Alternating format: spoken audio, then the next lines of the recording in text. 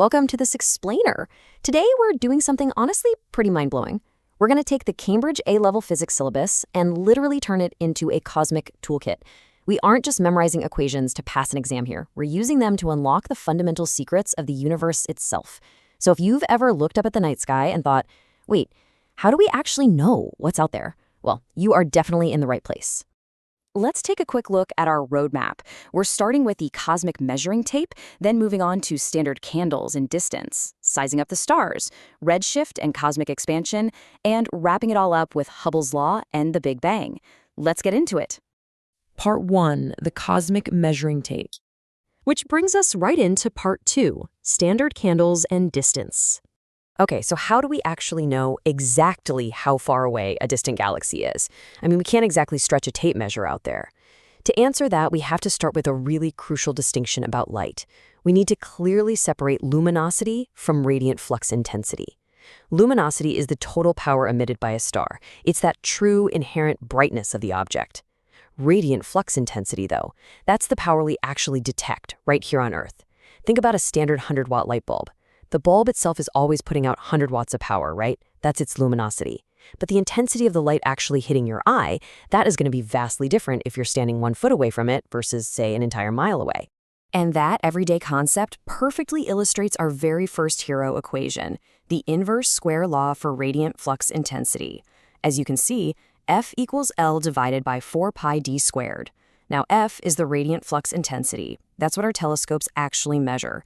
L is the star's true luminosity, and d is the distance. The geometry happening here is just beautiful. That 4 pi d squared actually represents the surface area of a growing sphere of light expanding outwards from the star in all directions. So, if we know the true luminosity, that L, and we easily measure the flux, F, from Earth, we just rearrange this equation and boom, we've solved for the exact distance, d. But here's the catch. To make that math work, we have to find what astronomers call a standard candle. This is basically a specific celestial object where we already know its true baseline luminosity. Because we know exactly how bright it should be at its source, we just compare that baseline to how dim it appears in our telescopes. We plug those numbers into our inverse square law, and just like that, we have successfully measured these unimaginably huge galactic distances, all without ever leaving our solar system. It's a real game changer.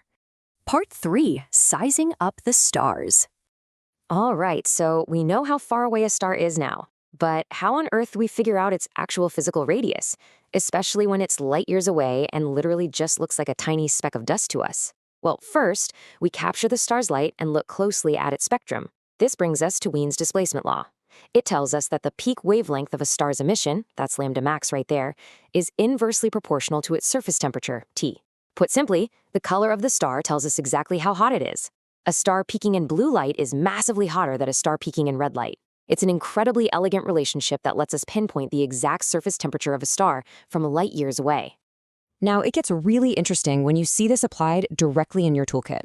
Take a look at this snapshot straight from the Cambridge Physics datasheet. Look down there at the Stefan-Boltzmann law at the bottom right. L equals 4 pi sigma r squared t to the power of 4. This equation right here, it is an absolute powerhouse. It neatly connects the star's luminosity, L, its radius, r, and its temperature, T. Oh, and that sigma, it's just a constant, so we don't need to worry about that changing on us. What I absolutely love here is how these models just perfectly interlock. By stocking these two equations together, we can follow a really straightforward two-step process. Step 1, we take the color of the starlight and use Wien's law to grab the surface temperature, T. Step 2, we take that temperature, grab the luminosity we found earlier using our standard candles, and plug both of them right into the Stefan-Boltzmann law. Once we do that, the only variable left standing is r, the radius. By doing this, we systematically calculate the true physical size of a massive burning sphere of gas that is literally trillions of miles away. We do all of that just relying on the light it sends us and the math we use to decode it. Honestly, how cool is that? Moving on to Part 4, redshift and cosmic expansion. So we've sized up individual stars, but let's zoom out even further. Let's look at entire galaxies and see how their light behaves on a universal scale. Doing this brings up a massive fundamental question. How do we mathematically know for sure that the universe is expanding? Well, when astronomers analyze the emission and absorption spectra from distant galaxies, they spot something really strange. The specific wavelengths of light are actually shifted towards the red end of the spectrum.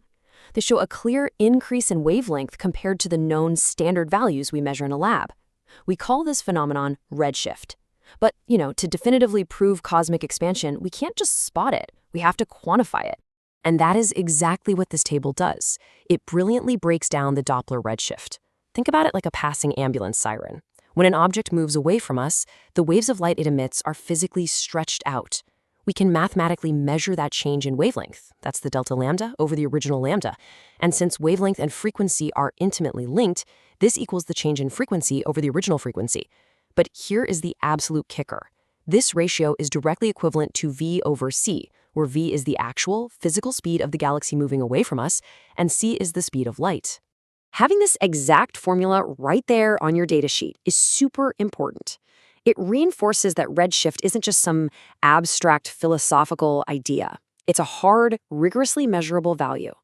By capturing a galaxy's light spectrum, calculating the shift in those spectral lines, and dropping the numbers into this Doppler redshift equation, we calculate precisely how fast that galaxy is flying away from us. It's basically the ultimate cosmic radar gun, and it offers absolute, concrete proof that the universe is indeed expanding. Finally, Part 5, Hubble's Law and Big Bang. For our final cosmic zoom out, we're going to apply this measurable galactic expansion to the ultimate origin story. Enter Hubble's Law. It's a beautifully simple equation, really. V is approximately equal to h0 times d. Let's unpack what that actually means. The recession speed of a galaxy, v, which, remember, we just figured out how to calculate using redshift, is directly proportional to its distance from us, d, which we found using our standard candles. And they're linked together by h0, the Hubble constant.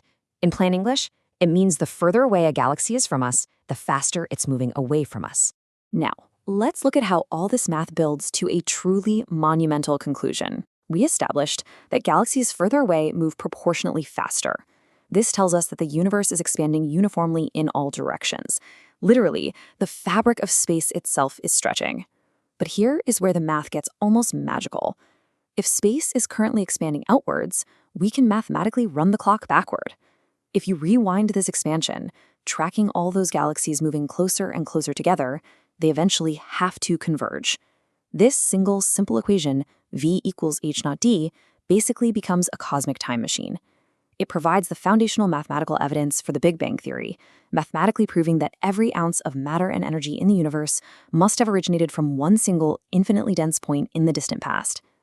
We've taken some seemingly simple equations from a physics syllabus and used them to measure distant stars and trace the entire universe back to its very birth. But of course, doing that leaves us with one final, incredibly profound thought.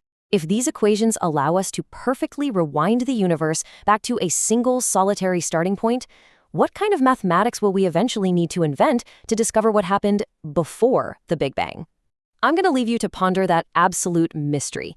Thank you so much for joining this explainer on the awe-inspiring equations of astronomy and cosmology. Keep looking up and definitely keep doing the math.